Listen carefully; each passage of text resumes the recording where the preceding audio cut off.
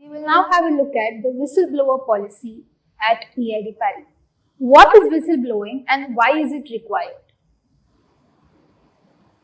A whistleblower is a person, usually an employee, who reports or exposes illegal, unethical or fraudulent activities happening inside an organization.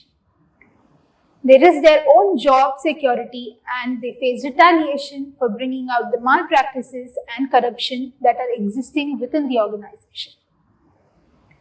A whistleblower is someone who raises the alarm on any kind of misconduct that is happening within a company.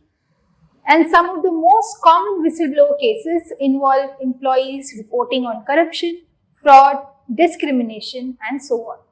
The companies that you see on this slide now are some of the most famous whistleblower cases that we have witnessed over the years. We will now have a look at one of the most famous whistleblower cases in India.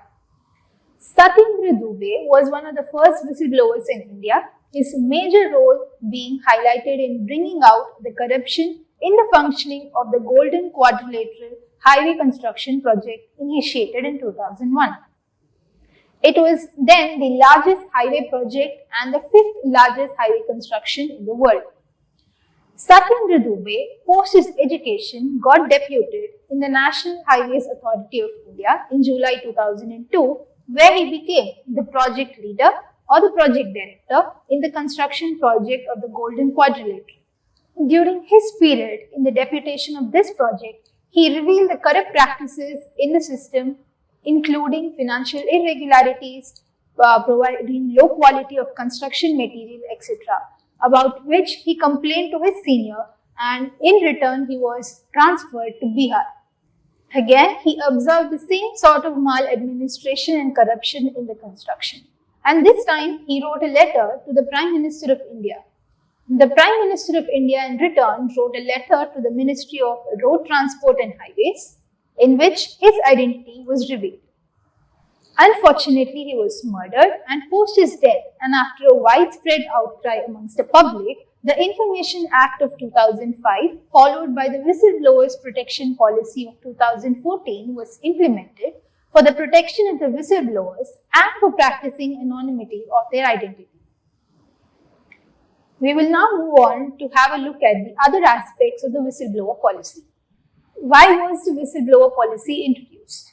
The Murugappa group believes that the fundamental principle of any economic activity is that no man you transact with will lose, then you shall not. The whistleblower policy is a must in all organizations, whether big or small. This is to prevent misconduct and uphold the interest of all stakeholders internally or externally. It needs to maintain anonymity and encourage the whistleblowers to act whenever they see a wrongdoing. In line with this, the Murugappa group adheres to stringent corporate governance norms and has developed a comprehensive policy to protect the interests of all its stakeholders. This includes promoting highest levels of transparency and accountability for all its stakeholders. The whistleblower mechanism at EID Paris is an independent and a safe communication channel to raise serious concerns that stakeholders may have. So, who does this policy cover? The whistleblower policy is applicable to all the Murugappa Group companies, including its associate companies and joint ventures. The scope of this policy also extends to all the stakeholders, both internal and external. So, if you feel like there is any kind of activity that is not in line with the company's policy or goals, you may raise your concern against such wrongdoing, unethical or improper practice seen or observed. Now, what kind of concerns should I report as a whistleblower concern? Let us now try to understand the kind of concerns that you should report in case of such discovery. Number one, any serious concern that in your opinion could create a large impact in the organization. Number two, any action that may lead to incorrect financial reporting. Number three, any act that is unlawful or illegal. Number four, any act that amounts to serious improper conduct, including any kind of harassment. And lastly, any act that may be detrimental to the larger part of the group. As per the Whistleblower Protection Act, a complaint is only acted upon by the competent authority if the complainant discloses their identity in the complaint. So if you plan to raise your concern to the whistleblower, ensure that your identity is disclosed in the complaint itself. Otherwise, there could be a chance where it could be just dismissed. It is also important to note that this policy is not intended for petty and malicious allegations. Moving on, why should you actually report any whistleblowing case? There are two aspects to this. Number one, to alert the management and possibly prevent an organizational lapse, and at the same time to uphold the group's fundamental values and beliefs as enshrined in the 5 lives of the Murugappa group. Of course, the reporting comes along with a safety net to the whistleblowers. The board, through the managing director, stands guarantee that there will be no victimization of the whistleblowers. Therefore, safeguarding of the whistleblower against harassment is a key feature of this policy. Another interesting hindsight is that in the whistleblower policy, by reporting as a whistleblower, you are showing dedication, integrity, and commitment towards the organization. Now, let us say you wish to report something about a whistleblowing case, which could possibly impact the organization as a whole. Now, to whom would you be reporting it to? You would be reporting to the ombudsman. Now, who is the ombudsman? The ombudsman is a person who is authorized by the board of directors of the company to take appropriate action for the concerns received as whistleblowing cases. Now, let us say that you indeed wish to go ahead and file a complaint against any wrongdoing that is happening in our company. Now, all of us know that you would be going to the ombudsman to file that complaint. Now, who is the ombudsman in our company? It is Mr. Shyam C. Raman, who is the ombudsman of our company. The details with respect to his mobile number, his direct line, his email ID is available to you on the screen.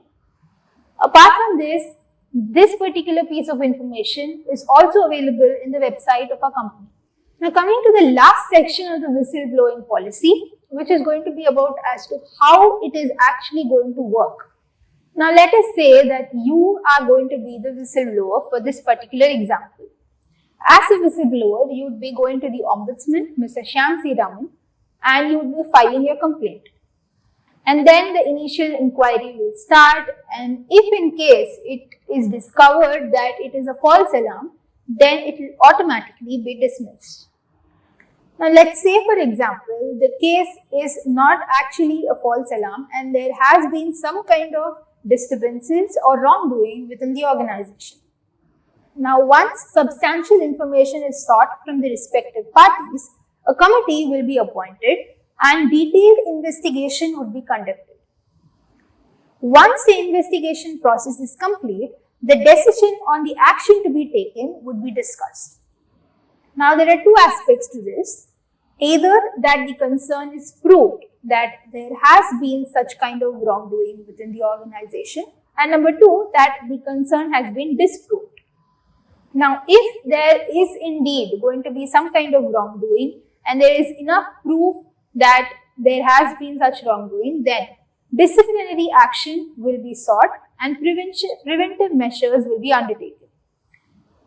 If the concern is disproved, then the case is automatically closed. It is important to note that the communication flow will be available to the whistleblower at appropriate stages, which means you will also be getting an update on how things are working with a particular case. I hope you are now clear with how the whistleblower policy works at our organization at the group level. Thank you for your patient listening.